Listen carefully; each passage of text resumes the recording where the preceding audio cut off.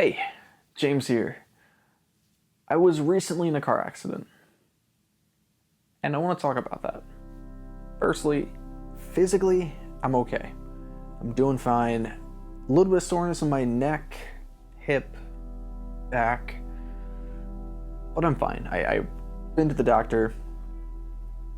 Just a little bit of soreness. Nothing out of the ordinary from that. Luckily, everyone walked away. I also haven't really had a chance to really process what happened, and I'll explain why. So I want to kind of revisit the scene a little bit and share my takeaway, because I'll be honest, it's been holding me back. I've been working on some videos, I've been working on some projects, podcasts, all that, but I haven't been able to really finish much in the last couple weeks.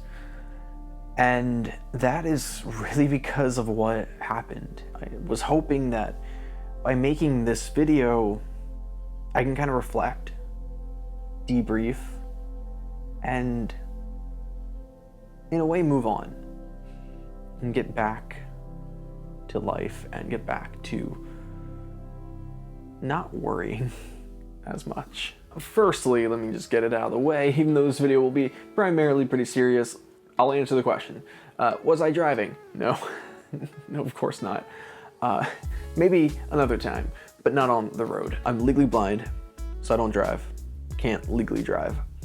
And yes, I also know there are some visually impaired and legally blind people who have found ways to drive using some forms of assistive technology. I'm not gonna go into that topic. I don't recommend. So I recently just got back from a trip that started like that. It was literally starting as a car accident. So that interrupted some plans of the trip for sure. Also was a bit of a downer, but I tried to make the most of it despite everything. And I was visiting North Carolina. I had met up with fellow YouTuber, content creator Ricky Pointer. She's deaf. We've made videos in the past. I ironically made a video for TikTok and Instagram and YouTube Shorts only a couple hours before, answering how blind people drive, and jokingly saying we don't, but deaf people can drive, because that's also a weird question that they get, and they're wonderful drivers, they're great drivers. It was us who got hit, and wrongfully. I'm not gonna get into the details of all that, that's not my job to do. I'm also not the best witness, also according to the police. So I was visiting Ricky in North Carolina. We were planning to film some more content. We were planning to do a piece for a documentary I'm working on. A lot of those plans sort of got scrapped after what had occurred. I still shot some content while I was there, and I plan to share that really soon. But again, I just needed to talk about this, and I didn't want that other piece of content to be held back because I'm either not speaking about this or because it did impact the trip, but like I have to like ignore it or glance over it. I didn't want this, the car accident, to be the story of that trip. I mean, in a way it is, but it's separate. So it was pretty much right as we got into town when we got hit. And it was also Ricky's birthday. So that's kind of a downer to be in a car accident on your birthday. Not the best way to spend a birthday, for sure. And if you follow Ricky, you probably already detailed a bit on what had happened. I've personally kept myself a little bit more reserved and away from sharing what had happened, mainly because I was playing a bit of a role in the aftermath of trying to communicate, trying to help come to some resolutions when it comes between parties and police and civil unit and all that. Because I was with a person who's deaf, and they're not gonna accommodate her on the spot. Of course not. So I, as a person who's legally blind, having to break down that barrier, and of course I'm facing my own barriers with trying to relay communication. You know, I had just gotten into a car accident. So as we got hit from the driver's side, but towards the back, between the back seat and where the wheel is. I was in the passenger seat. So again, I wasn't as physically impacted by it, which is great. Ricky wasn't either.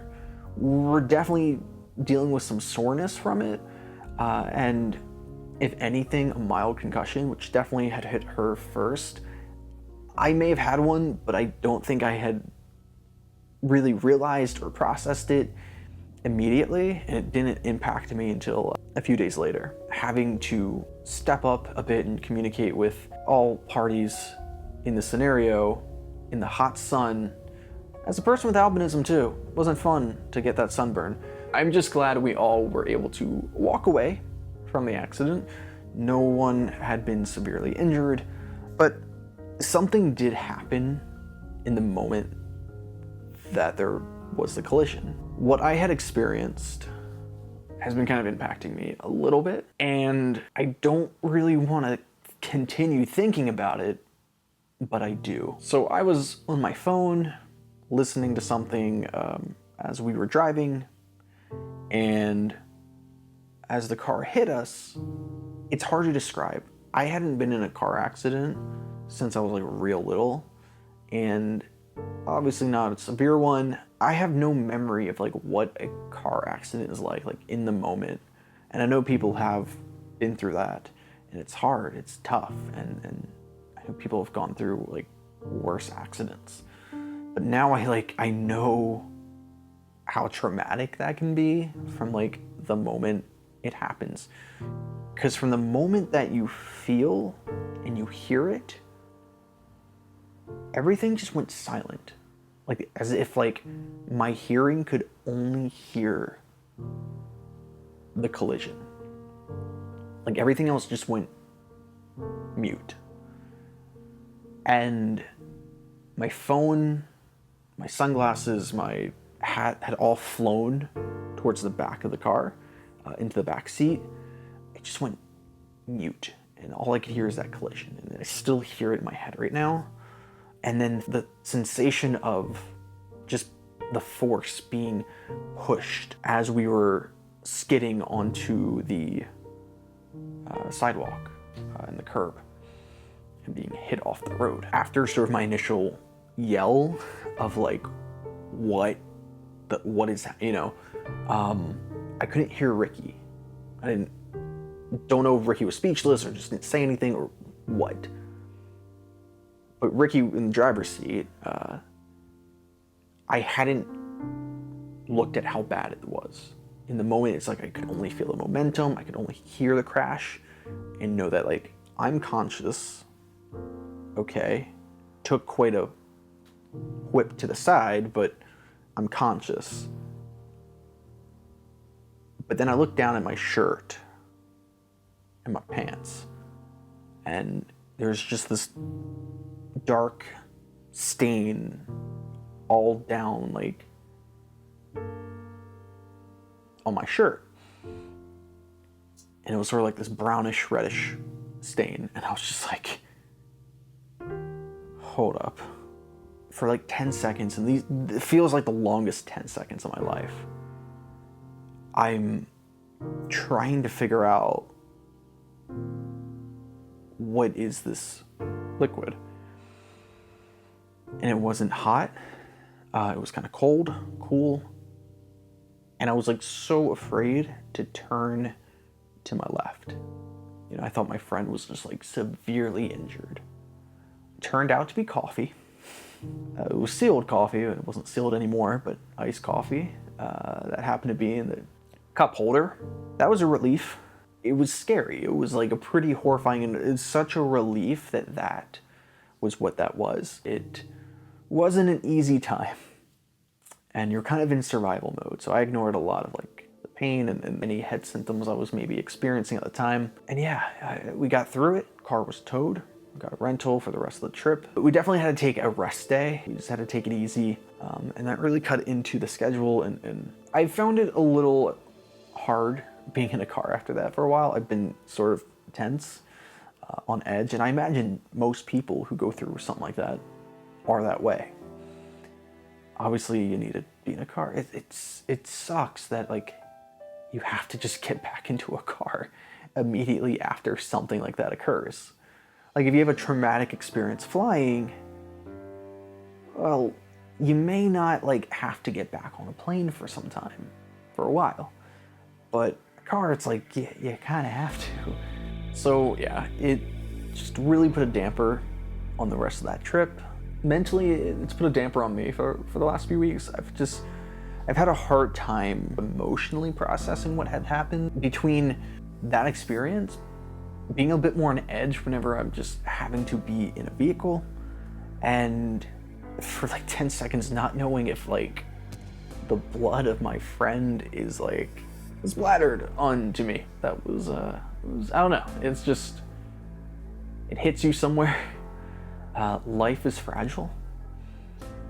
Keep your friends and your family near and dear, but also just tell people you care, who you care. Just been doing some reflecting and thinking about life, and I want to live life to its fullest, because you just never know. All it could have taken was a few more inches or meters, or just a little bit more impact. And I may not be here making this video today. Thank you. Thank you for listening. I know this is not the usual video, and I'm getting back to the usual videos.